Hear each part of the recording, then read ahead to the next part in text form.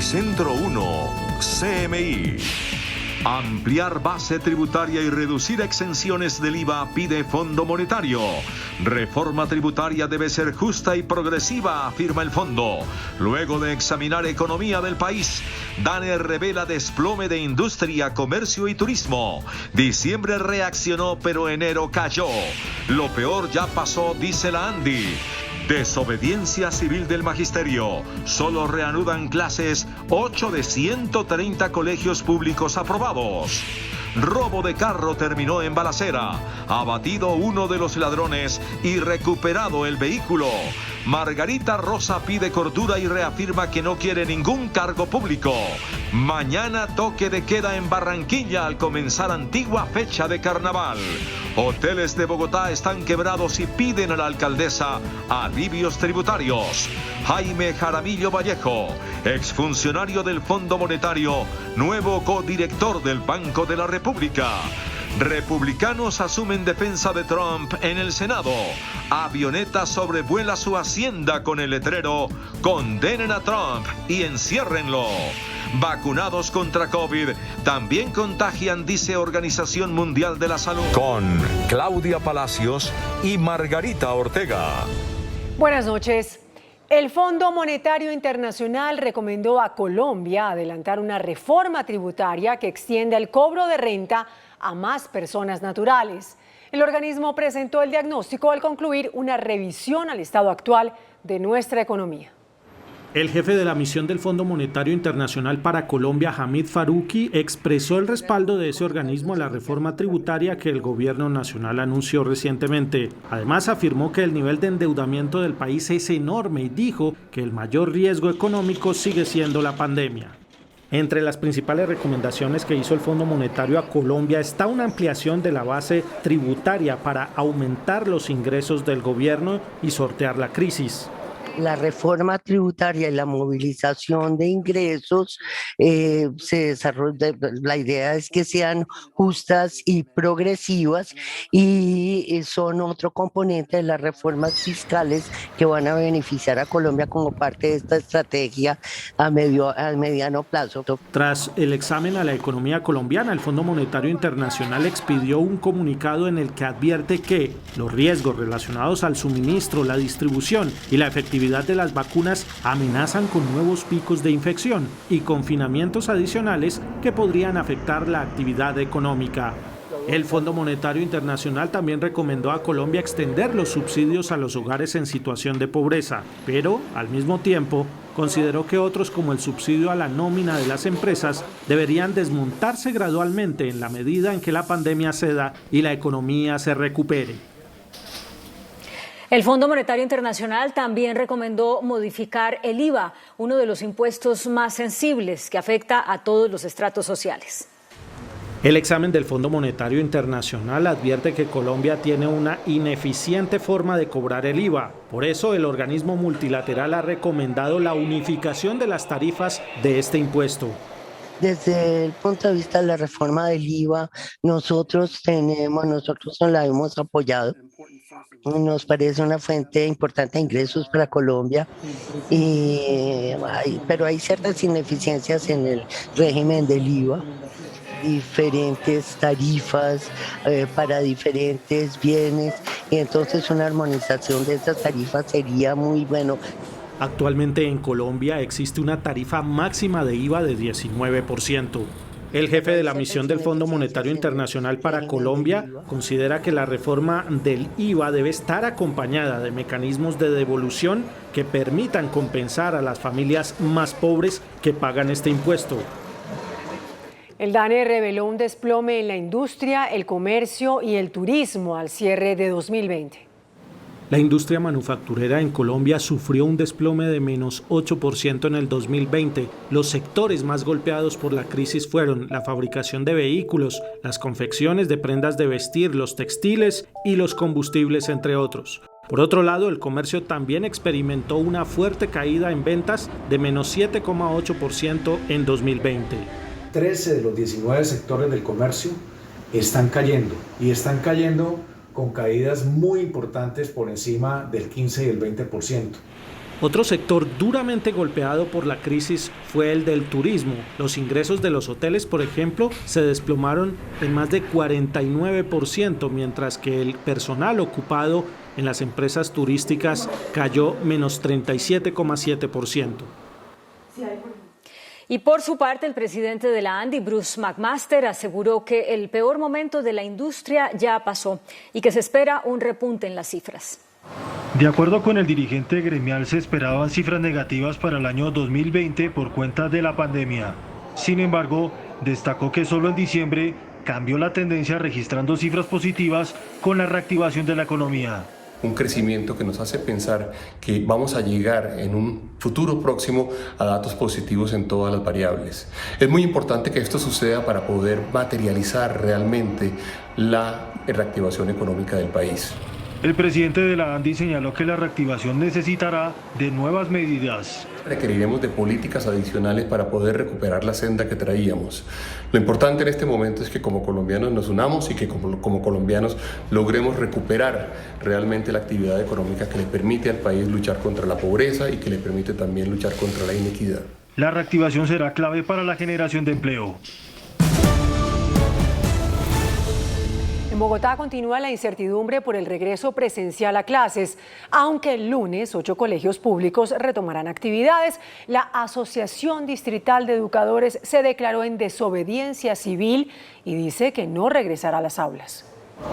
Aunque en Bogotá hay 130 colegios públicos con protocolos aprobados, el próximo lunes solo 8 regresarán a clases presenciales. Colegio Santa Lucía, Montebello, Débora Arango Pérez, Gimnasio Sabio Caldas, Rogelio Salmón, Enrique Ula Herrera, Bellavista y José Félix Restrepo. Nosotros estamos cumpliendo rigurosamente con todo lo que se debe hacer para minimizar los riesgos en la presencialidad. Si ya vamos al colegio, en el colegio y se detecta, digamos, alguna situación como fiebre o se detecta algún tipo de malestar y demás, entonces tenemos en el colegio un espacio físico para estar allí con el niño o con la niña. Aunque todo parece estar listo, la Asociación Distrital de Educadores dice que no irá a los colegios de manera presencial. Los 28.000 maestros asociados a la ADE y los 33.000 maestros de Bogotá hemos dicho que no vamos a regresar a clases mientras no existan las condiciones de salubridad. 10.000 docentes mayores de 60 años o con enfermedades de base seguirán desde la virtualidad. En otros temas, la Corte Suprema de Justicia ordenó la inmediata libertad de un campesino condenado a 40 años de prisión injustamente por un crimen que no cometió. Luis Felipe Bertel es un campesino del departamento de Córdoba. Estuvo 6 años en la cárcel, pagando una injusta condena a 40 años de prisión. Verificaron cédulas y me dijeron a mí, usted Luis Felipe Bertel, y yo, sí señor, yo soy. Señor, qué pena, usted tiene orden de captura. Su abogado le pidió a la corte que revisara la sentencia, argumentando que lo habían condenado por ser homónimo de un paramilitar. Analizamos unos testimonios que presentaron, que fue una hermana de la víctima y una declaración de uno de los miembros de las autodefensas que participó en ese hecho, que es el señor Roldán, conocido con el alias de Monoleche. Las nuevas pruebas que llegaron a la corte demostraron la plena inocencia del campesino. Me siento contento, me siento alegre a regresar a mi casa y otra vez, con vida y salud otra vez. La fiscalía tendrá que empezar de cero para descubrir al verdadero culpable de los crímenes que le atribuían a Bertel. La inseguridad en Bogotá no cesa y cada día son más violentos los hurtos. El robo de un carro terminó con uno de los delincuentes abatidos. En una balacera entre policías y ladrones terminó el robo de un vehículo en Bogotá. Los hechos iniciaron en la madrugada de este viernes en la localidad de Kennedy, donde este joven fue brutalmente violentado por 4 personas quienes robaron este vehículo. Me botan prácticamente en un potrero, sí. Cogen el carro, arrancan bastante rápido. Lo que yo hago es comenzar a gritar. Con lo que no contaban estos ladrones era con un sistema de GPS que el propietario había instalado en su vehículo. Cuando se desplazaban por la localidad de Mártires, la hermana de la víctima activó un bloqueo que apagó el carro de inmediato.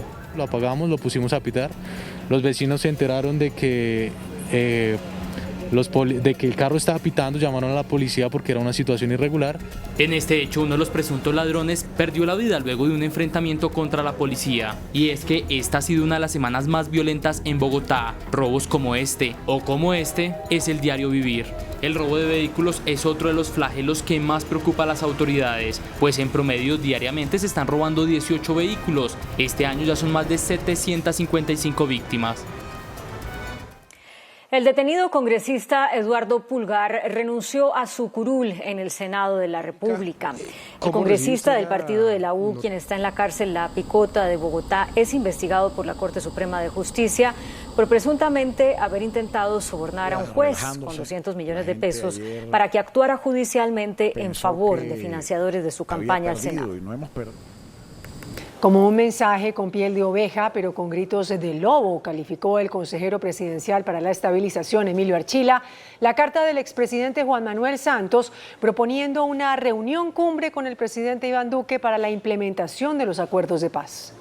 Esta fue la respuesta del consejero presidencial Emilio Archila a la carta que el expresidente Juan Manuel Santos le envió a Timochenko, anunciando su disposición a reunirse con el presidente Duque para analizar la implementación de los acuerdos de paz. La parte que usted describe, Carlos, es la parte de la piel de oveja del comunicado. Tristemente, viene un rugido de lobo en la parte en donde desconoce completamente lo que se ha hecho durante esta administración en implementación de la paz. El comisionado concluyó que si el expresidente Santos mira la verdad, se daría cuenta que el gobierno Duque ha hecho 500 veces más por desarrollar los acuerdos que la administración que los firmó. El Estado colombiano reconoció hoy ante la Corte Interamericana de Derechos Humanos su responsabilidad por la persecución y exterminio de la Unión Patriótica. En una conferencia por Zoom terminó hoy la audiencia de demanda por la persecución contra el partido Unión Patriótica, que duró al menos 20 años. El Estado admitió parcialmente su responsabilidad y pidió perdón. El Estado reitera que reconoce su responsabilidad internacional por la violación de los derechos a la vida, a la integridad personal, al reconocimiento de la personalidad jurídica, a la libertad personal, a la libertad de asociación, a la libertad de circulación, a los derechos políticos y a las garantías judiciales y la protección judicial. El reconocimiento de responsabilidad quedó limitado a las víctimas debidamente individualizadas, que según el Estado son 219. Los demandantes solicitaron a la Corte una sentencia integral que repare a las más de 6.000 víctimas.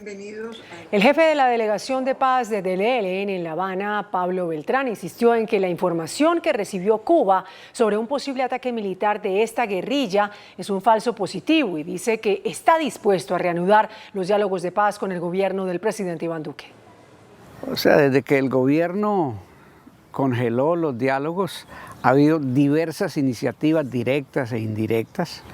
Yo sumo más de una decena para tratar de reiniciar y de responder, bueno, qué está cada parte esperando de un reinicio de conversaciones. Así define el jefe del ELN la posibilidad de reiniciar las conversaciones de paz, al tiempo que insiste en que toda la información sobre un posible ataque militar fue un falso positivo y que la instrucción que recibieron fue no levantarse de la mesa. Y por más de que haya ataques, falsos positivos de estos en Colombia, nosotros no vamos a desistir de que se reanude la mesa. El jefe de la Delegación de Paz dice que hay una decisión de Estados Unidos de bloquear a Cuba. Todo el cuento de la extradición de este equipo de negociadores de paz es una cortina de humo para el gobierno no asumir sus responsabilidades de iniciar un proceso de paz, darle continuidad, que se ha caracterizado por una posición contraria al proceso de paz. Y si no quiere un proceso de paz y si no quiere enviar sus negociadores acá, pues entonces que dé cumplimiento al protocolo de retorno. Beltrán insistió en que la Delegación de Paz está desligada de operaciones militares de la guerrilla en Colombia. La actriz Margarita Rosa de Francisco, quien se ha pronunciado varias veces en favor de las propuestas presidenciales de Gustavo Petro, pidió cordura tanto a sus seguidores como a los detractores, después de que algunos la ubiquen como la fórmula vicepresidencial del precandidato de la Colombia Humana. dijo categóricamente que no aspira a ningún cargo público. La actriz y columnista Margarita Rosa de Francisco está haciendo campaña presidencial de frente a favor de Gustavo Petro y respalda la alianza de agrupaciones políticas que buscan llevar listas unificadas al Congreso de la izquierda colombiana. Lo hizo así al leer una proclama de esos partidos de izquierda encabezados por Gustavo Petro. El gobierno obedece a un libreto que pareciera escrito por los peores enemigos de la paz y la democracia. Muchos críticos de Margarita Rosa dicen que quiere hacer campaña política en nombre propio y ella lo niega. Dice que no está interesada en ningún cargo público. Piensen en esto, si yo aceptara ser fórmula vicepresidencial de Gustavo Petro y ganáramos y por razones de la vida el presidente se ausentara o le pasara algo, quedaría yo de presidenta, ¿no? Una situación realmente macondiana, un delirio. Cordura, por favor. En otras noticias, una importante reducción en los casos activos por COVID-19 se presentó en las últimas 24 horas. Una disminución significativa en los nuevos casos reportados por COVID-19 se presentó este viernes en el país. 5.528 personas se contagiaron recientemente de la enfermedad. El total de casos a la fecha es de 2.185.169. Los casos activos disminuyeron a 48.774. Los fallecidos reportados también disminuyeron con 213. Sin embargo, Colombia ya superó la barrera de los 57.000 decesos por COVID-19. Los recuperados ya son 2.072.793. Este ha sido el comportamiento en la curva de contagios y muertes en los últimos 4 días. El 9 de febrero con 5.442 contagios y 217 muertes. El 10 de febrero con 6.443 contagios y 226 muertes. El 11 de febrero con 6.294 contagios y 250 muertes. Hoy 12 de febrero con 5.528 contagios y 213 muertes. En los 22 municipios del Atlántico rigen a partir de las 7 de la noche tanto el toque de queda como la ley seca. Estas medidas empezarán a regir a partir de mañana en Barranquilla. Las medidas fueron adoptadas para prevenir reuniones y fiestas, pues este fin de semana, de no ser por el COVID, se estaría celebrando el Carnaval de Barranquilla. Seguimos en Noticentro 1 CMI. El sector hotelero y turístico de Bogotá está quebrado. La ocupación no supera el 20%. La recuperación tardaría unos 2 años. Así se lo dijeron empresarios del sector a la alcaldesa Claudia López.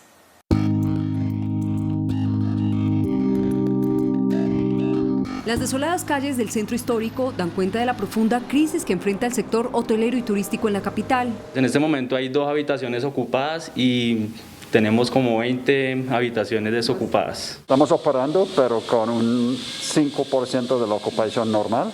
En diálogo con la alcaldesa Claudia López, los hoteleros revelaron cifras dramáticas. Hoy la ocupación en Bogotá no supera el 20%. Los ingresos han caído 80%. La recuperación tardaría 3 años, por lo que piden alivios tributarios.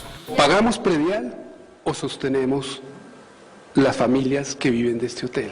De ese nivel tenemos el agua al cuello realmente para poder subsistir. Quisiéramos proponerle que hubiera una exención del ICA. La mandataria instaló un Consejo Distrital de Turismo para hacerle seguimiento a la reactivación del sector.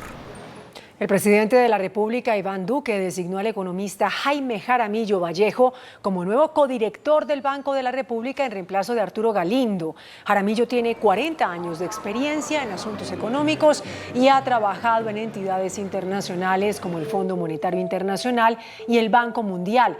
También se ha desempeñado como consultor de entidades multilaterales de Naciones Unidas. El presidente de Bancoldex, Javier Díaz Fajardo, anunció una nueva línea de crédito para la recuperación de la economía. El Banco de Desarrollo Empresarial de Colombia seguirá apoyando a las compañías que siguen con dificultades en materia de liquidez por la pandemia. Se tiene un cupo de 7.9 billones de pesos para este año, de los cuales 1.5 billones corresponde a las líneas de reactivación en varias regiones. Con esta liquidez, con este capital de trabajo y con estos recursos para inversión, vamos a contribuir a las empresas a lograr ese crecimiento. Precisamente se tendrá una nueva línea para Providencia por 7.000 millones de pesos para llegar a las microempresas de la región afectadas por el huracán Iota y la pandemia. Es la línea más generosa que hemos sacado en Bancoldex precisamente porque la isla de Providencia así lo requiere. Los recursos de Bancoldex serán para la financiación de capital de trabajo y modernización. El índice de capitalización de la bolsa, que mide el comportamiento de las 20 principales acciones, cerró a la baja.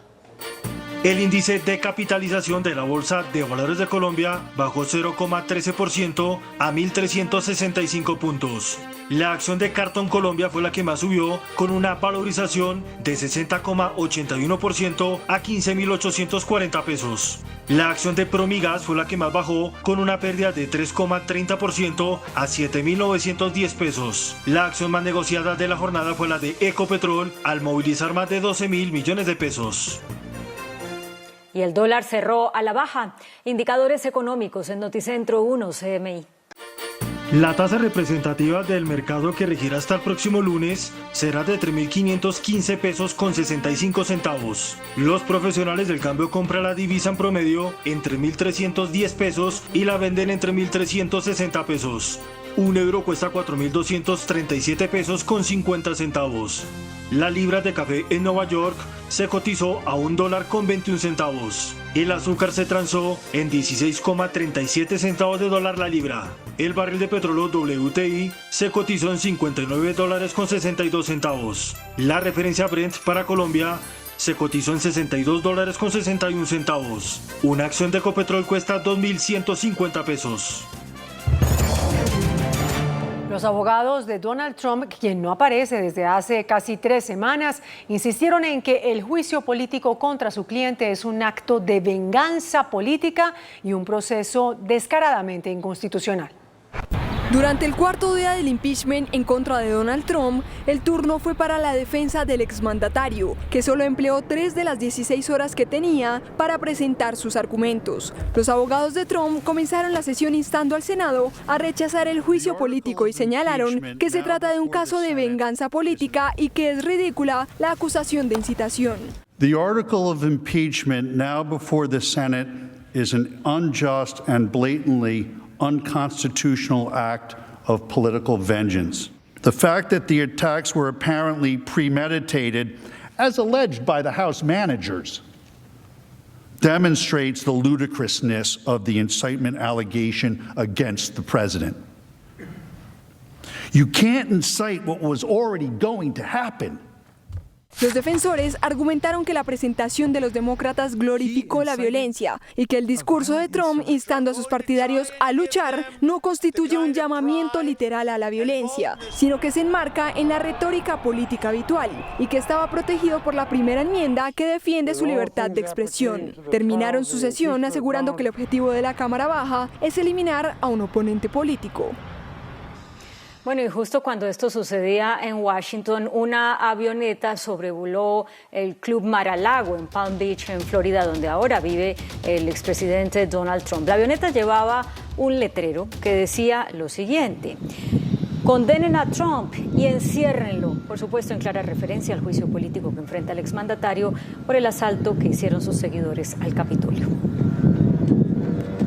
Y también en Estados Unidos hay conmoción en el estado de California tras la muerte de un hispano a manos de la policía después de que fue sometido por los agentes de la misma forma que el afroamericano George Floyd. El hecho es investigado por las autoridades. José Albert Lizarraga García, un hispano de 41 años, murió por un paro cardíaco mientras oficiales lo arrestaban en un estacionamiento de un centro comercial después de que fue detenido por tener una actitud sospechosa entrando y saliendo de varios establecimientos. Los agentes forcejearon con Lizarraga y colocaron sus rodillas en su espalda, tratando de poner una especie de capucha sobre su cabeza, supuestamente para protegerse del COVID-19, porque él los escupió. El implicado gritó en varias ocasiones que no podía respirar, y es una trágica reminiscencia del caso del afroamericano George Floyd. La Organización Mundial de la Salud advirtió que algunas personas vacunadas contra el COVID-19 aún pueden contraer el virus y dijo también que las personas inoculadas, así no presenten síntomas graves, podrían contagiar a otras. Por eso hizo un llamado a que quienes ya recibieron la vacuna contra el COVID sigan manteniendo las medidas de bioseguridad. El Reino Unido sufrió una contracción económica récord del 9.9% en 2020, la peor en 3 siglos, según informó la Oficina Nacional de Estadísticas. Las finanzas británicas han sido fuertemente golpeadas por la parálisis causada por la nueva variante del coronavirus. El país no registraba una cifra tan negativa desde 1709, cuando una gran ola de frío congeló el transporte en toda Europa, incluyendo Gran Bretaña. Mario Draghi es ahora el primer ministro de Italia. Logró el apoyo de casi todos los partidos políticos para formar un gobierno de unidad. El expresidente del Banco Central Europeo tendrá que presentar su gabinete y obtener el voto de confianza del Parlamento la próxima semana.